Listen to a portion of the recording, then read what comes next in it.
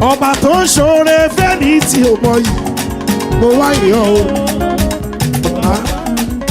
Ìwọ tó ń ṣoore fẹ́ni tí ò wo bẹ̀, mo gbóṣùbà fún ọ. Hola. I heard that song from my brother's mouth on Instagram, and I was inspired when I heard the song.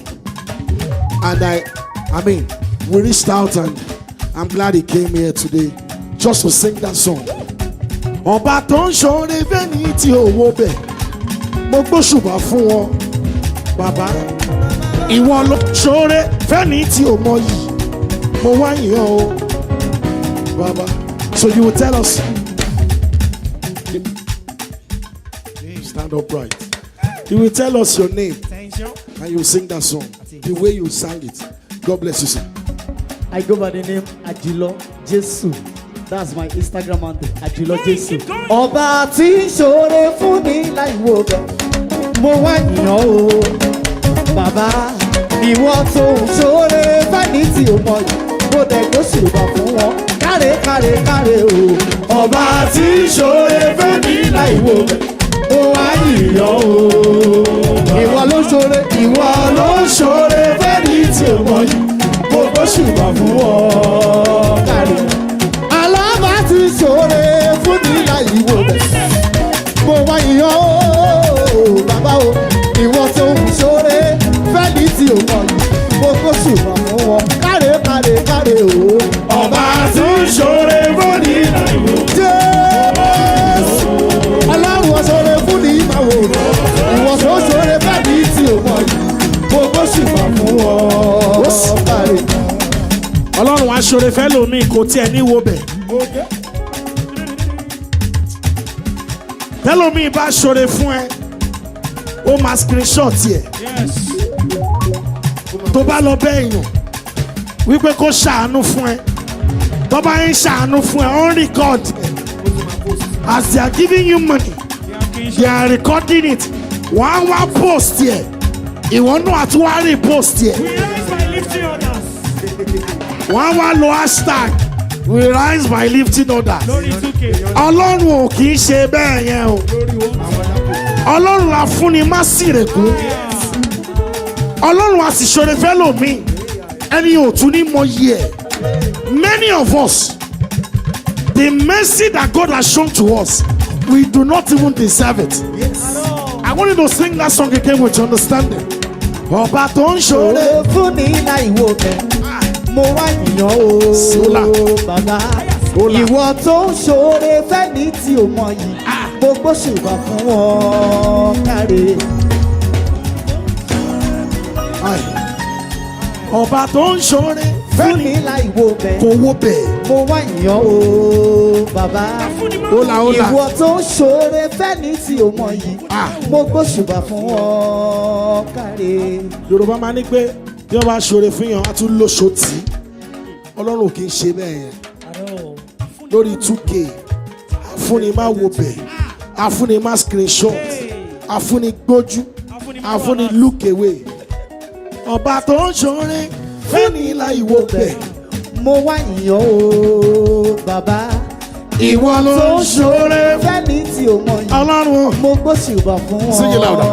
Káre. Kí la wí? Ọba tó ń ṣoore fún mi láì wo bẹ̀, wo bẹ̀, àfúnni má wo bẹ̀, wo bẹ̀, wo bẹ̀, àfúnni má wo bẹ̀. fẹ́ni tí ò mọ yìí, mo gbóṣùbà fún wọn. Káre. Gbọ́gbọ́, ọba tó ń ṣoore fẹ́ni tí ò wo bẹ̀, mo wá yàn o. Bàbá, ìwọ tó ń ṣoore fẹ́ni tí ò mọ yìí, Ọlọ́run mo gbóṣùbà fún wọn. Thank you. Káre. Ọlọ́run ọba tó ń ṣoore àbá.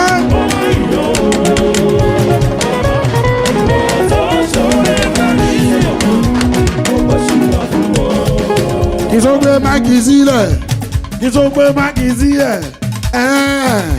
Ó yá just like that tí mo ṣe yín Jésù mi ò kéde máa yí Sátánì.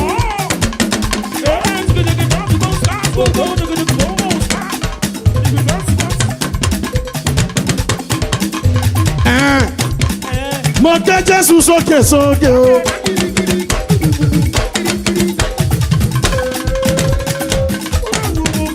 mo gbé Jésù sókè níbí, mo gbé Jésù sókè kankan, mo gbé Jésù sókè. Ọba tó mú kémi lè yí, ọba tó mú kémi lè yí.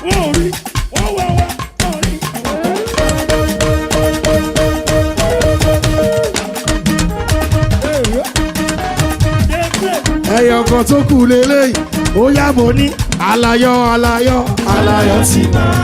Lọ́jọ́ gbogbo nígbà gbogbo ọ̀rọ̀ ayọ̀ ló bá mi. Lọ́jọ́ gbogbo nígbà gbogbo ọ̀rọ̀ ayọ̀ ló bá mi. Lọ́jọ́ gbogbo nígbà gbogbo ọ̀rọ̀. Gómìnà.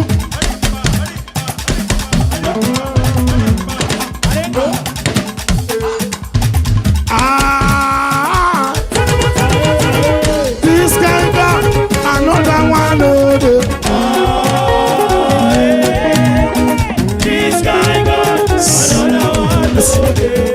Mo ti da láyọ̀, mo ti da sex.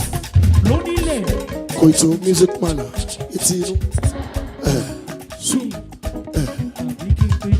Mo ti da láyọ̀, mo ti da ṣẹ́gun.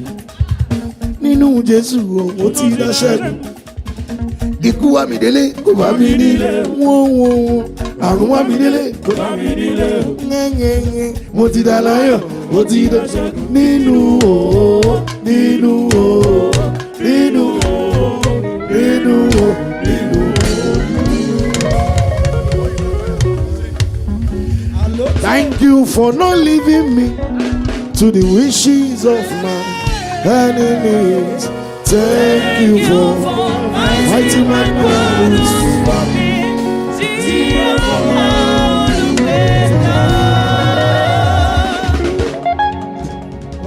The enemy came in one way. Ọlọ́run sì lé wọn dànù. The Bible says, when the enemy shall come like a flood, the Spirit of the Lord shall raise a standard against them.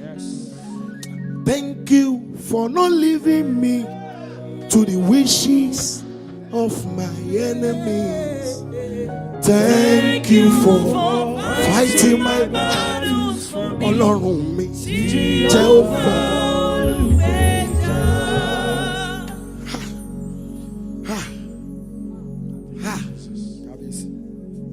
Ọba tọ́lá rẹ̀ ń mì lẹ́gbẹ̀lẹ́gbẹ̀. Ọlọ́run, ọba tọ́lá rẹ̀ ń mì ríyẹ́ríyẹ́ káàbọ̀ sáàrin wa. Gbogbo ènìyàn kẹ̀lí bàrànà. Gbogbo ènìyàn, Ọlọ́run, gbogbo ènìyàn ẹ bá mi gbóhùn.